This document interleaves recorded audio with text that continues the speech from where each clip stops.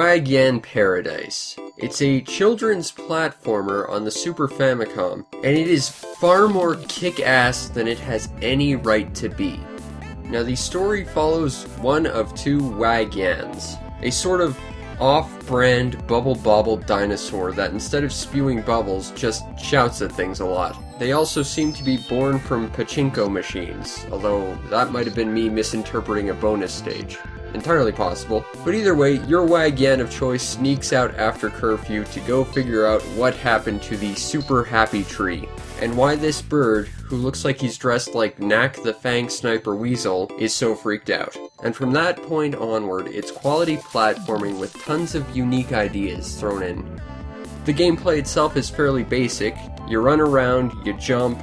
In order to defend yourself, you shout at things a lot. Now, while you can use your shouts to defend yourself, you can't actually kill enemies. Instead, you just stun them. And this is an important mechanic, because you need to use your paralyzed opponents to help you get around the platformer ring-a-ring-a-ring. And every level they start adding in a couple new ideas and new features. Sometimes it might just be a simple visual thing.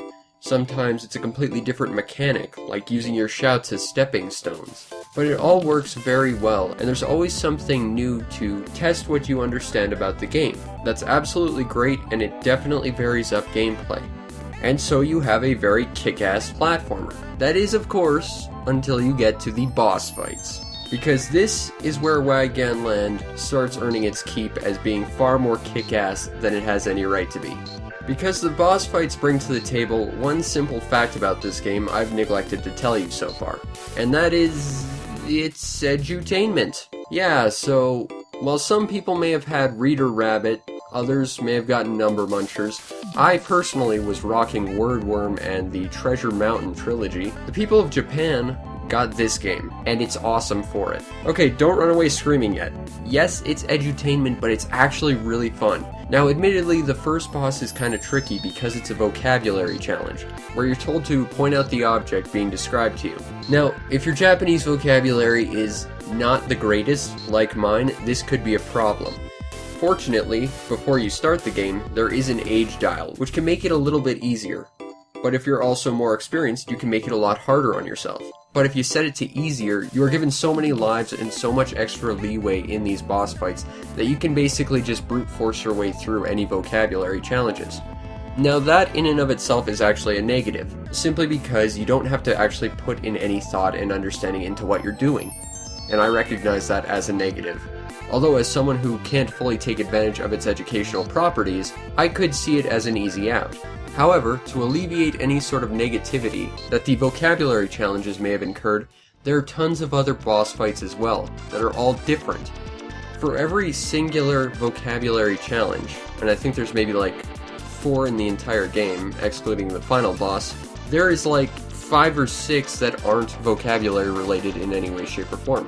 Sometimes they're concentration, like repeating a pattern back to the computer. Other times it's basic logic and pattern recognition, like being able to complete a box out of some blocks that are given to you.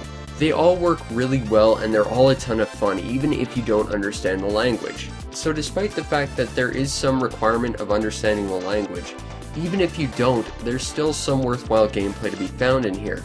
Yes, you might have to brute force your way through the vocabulary to get to it, but it's totally worth it because they are fun and creative. And again, these boss fights aren't actually the highlight of the game.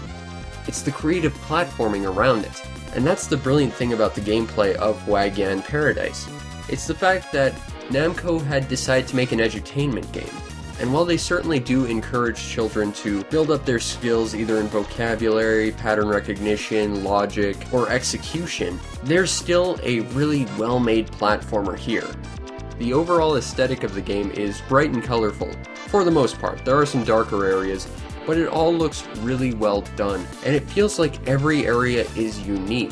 Despite the fact that, at the end of the day, you're still playing as the same basic dinosaur that can just jump and shout. And levels don't just vary on a level-to-level basis simply by gameplay mechanics. The game also visibly changes as well.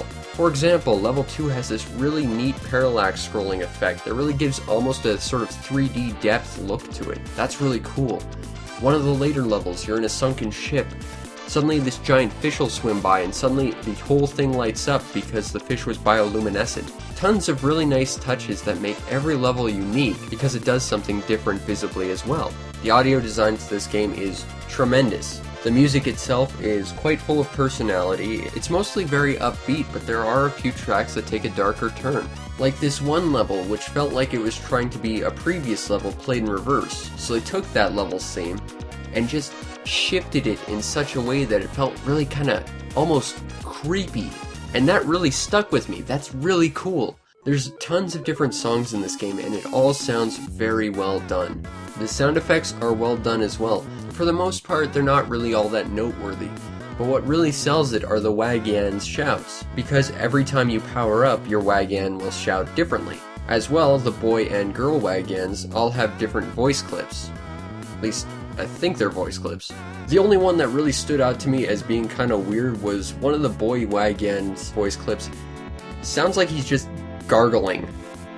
And that was just a bit weird. But aside from that, the sound in this game is tremendous.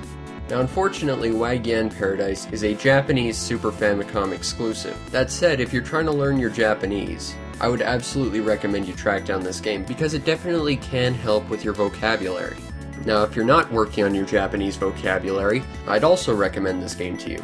Now granted, there are some vocabulary challenges in the game, but on the easier difficulties, it's relatively easy to just force your way through them. The only part where vocabulary gave me a bit of a challenge was the final boss, and that's because he challenges you to pretty much all the different challenges at once. But aside from that, the other challenges are fun and creative. I imagine they'd be fairly challenging for a kid, and would in turn help them develop their fine motor skills as well as basic logic and problem solving, which is great and something I always look for in edutainment. And beyond all that, you just have a singular kick-ass platformer with tons of content, about 30 levels, 3 different bonus rounds, and these bonus rounds give out lives like candy, so it's definitely an encouraging game for the youngins. But it's totally fun for the adults too. The nice thing is, if you want this game, it's dirt cheap.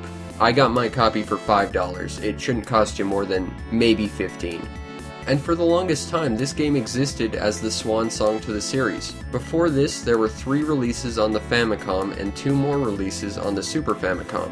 15 years after this game's release, they finally released one on the DS. And after playing Wagyan Paradise, I was so impressed with it that I think I'm gonna go out and try and track down the others. Because this game is damn good.